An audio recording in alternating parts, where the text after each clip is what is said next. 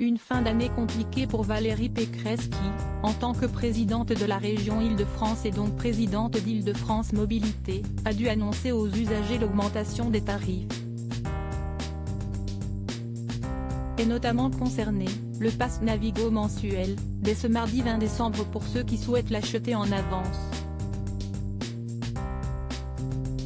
Cet abonnement coûte désormais 84,10 € contre 75,20 précédemment, soit une augmentation de 11,8% souligne Le Parisien.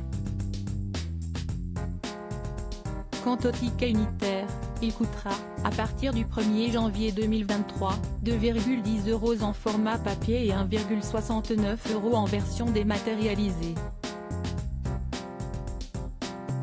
La présidente d'Île-de-France Mobilité est revenue sur les raisons de ces augmentations, une obligation légale selon ses équipes, dans un courriel adressé, le 15 décembre, aux usagers inscrits sur la liste de diffusion de mailles de l'agence de transport régional. Les transports publics doivent faire face cette année à une explosion des prix de l'énergie et à l'inflation, y explique-t-elle. L'élu LR se targue alors de s'être fixé comme objectif de réduire au maximum cette hausse des tarifs pour les voyageurs. Je me suis battue pour cela depuis des mois, s'enorgueillit-elle. Elle poursuit, pour vous, abonnés au Navigo, j'ai réussi à contenir cette hausse à 84,10 € au lieu de 100 €.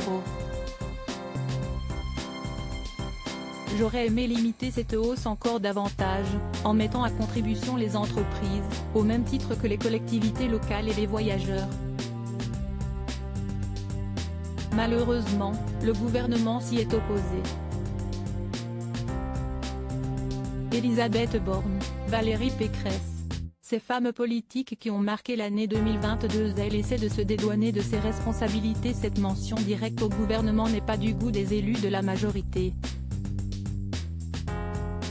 Ce courrier nous étonne et nous choque, argue Jean-Pierre Batti, conseiller régional Renaissance, auprès de nos confrères du Parisien.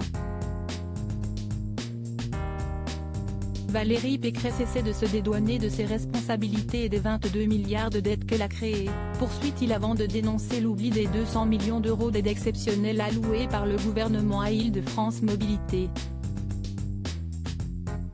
Il n'est pas le seul à s'indigner du contenu du courriel adressé par la présidente de l'agence de transport régional aux usagers. Dans les rangs de l'opposition de gauche aussi, la lettre a du mal à passer. Valérie Pécresse raconte beaucoup d'histoires. La seule vérité est la réalité des transports. Elle les casse, s'exclame Céline Malaisé, conseillère régionale PCF, dans les colonnes du journal francilien.